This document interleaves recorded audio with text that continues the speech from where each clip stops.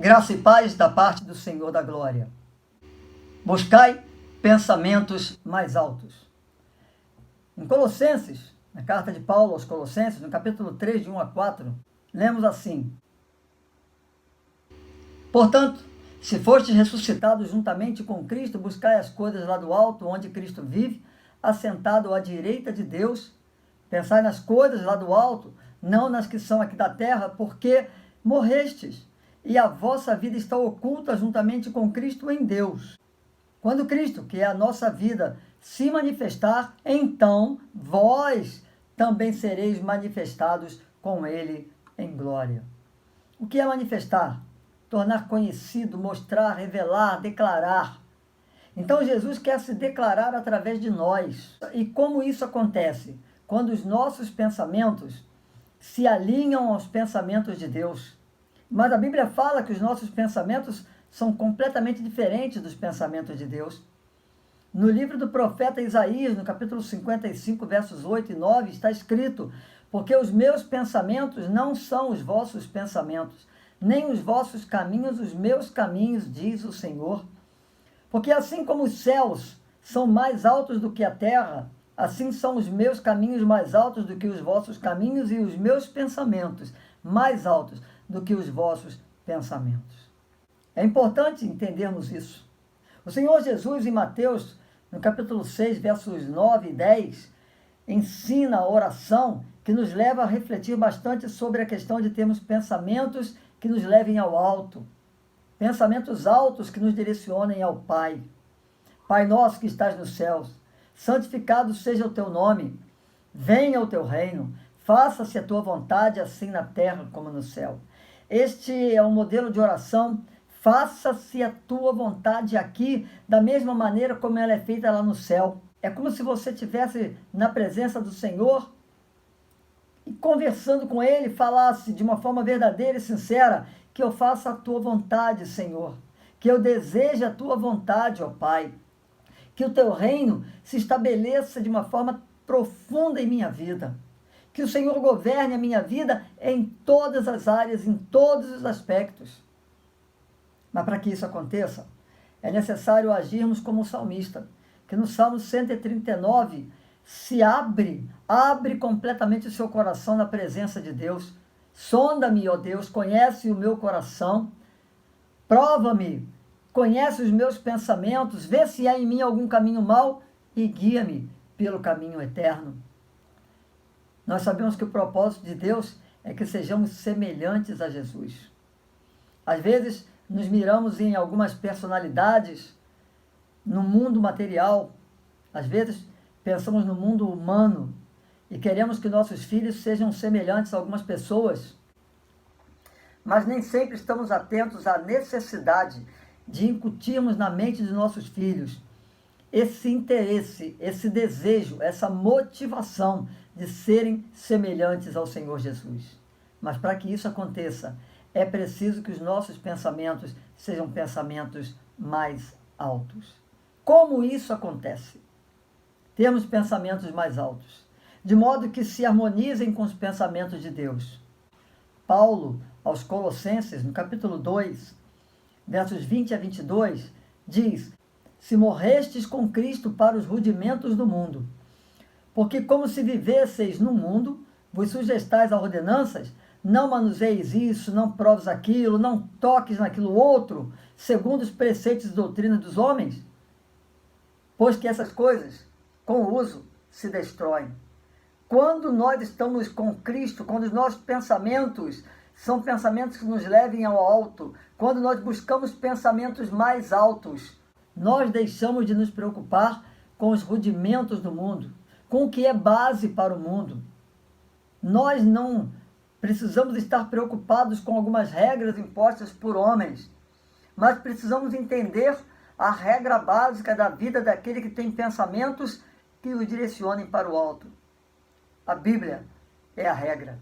O comportamento do Filho de Deus não pode ser baseado num conjunto de regras humanas, mas tem que ser baseado na certeza de que morremos com Cristo para vivermos segundo a sua glória e não segundo o mundo. Por exemplo, O mundo prega que se alguém o ofendeu, você não deve perdoar. Mas nós olhamos quem nos ofende, perdoamos quem nos ofende, amamos a quem nos ofende, quando Cristo vive em nós. É nesse momento em que a glória de Deus é manifestada em nós, com a obra transformadora, regeneradora que acontece em nosso interior. Você pode até estar pensando nesse momento, mas eu não tenho sabedoria para viver assim, ou para ler a palavra, ou para ouvir um estudo, para ouvir uma pregação, de modo que isso me faça ter pensamentos direcionados para o alto. Busquem pensamentos mais altos. A própria palavra de Deus vai nos dizer a receita para que isso aconteça. Se, porém, algum de vós necessita de sabedoria, peça a Deus, que a todos dá liberalmente e nada lhes impropera, e ser-lhe-á concedida. Peça, porém, com fé, em nada duvidando. Tem que começar em cada um essa reflexão. É necessário, é urgente que todos nós reflitamos. O que tem alimentado a nossa mente? Que tipo de pensamentos nós temos? Até que ponto os nossos pensamentos estão completamente alienados da presença de Deus e dos pensamentos de Deus? Eu creio que cabe aqui uma reflexão muito séria acerca do que está em Tiago 4, versos 8, 9 e 10. Chegai-vos a Deus, e Ele se chegará a vós outros. Purificai as mãos, pecadores, e vós, que sois de ânimo dobre, limpai o coração. Afligi-vos, lamentai e chorai. Converta-se o vosso riso em pranto, e a vossa alegria em tristeza. Humilhai-vos na presença do Senhor, e Ele vos exaltará. Esse último texto traz a mesma linha de pensamento de Colossenses 3, de 1 a 4. O entendimento de que fomos ressuscitados juntamente com Cristo, para experimentarmos da sua glória, a fim de que a sua glória seja também manifestada em nós. E para que isso aconteça, nós precisamos anular o próprio eu, humilhar a nossa própria vida, não pensando nas coisas deste mundo, mas pensando nas coisas que são do alto, pensamentos que vão nos levar a Deus. Pensamentos que vão nos levar a Deus. Buscai pensamentos mais altos. Quantos alimentos são oferecidos dia a dia e nós desperdiçamos? Hoje entrei num restaurante e havia uma placa bem estampada. Será cobrada uma taxa de R$3 caso haja desperdício de alimento. Eu fico imaginando se Deus cobrasse de nós uma taxa pelos alimentos que nós desperdiçamos. A Bíblia fica fechada durante semanas, quem sabe meses. Estudos são oferecidos diariamente, pregações são oferecidas diariamente, de uma forma abundante nas mídias e redes sociais. No momento de pandemia, que não se pode ir ao templo, e os cristãos estão praticamente presos em suas casas, é importante mais e mais buscarmos alimentos sólidos, que venham da mídia, que venham da Bíblia. A Bíblia é fonte de alimento.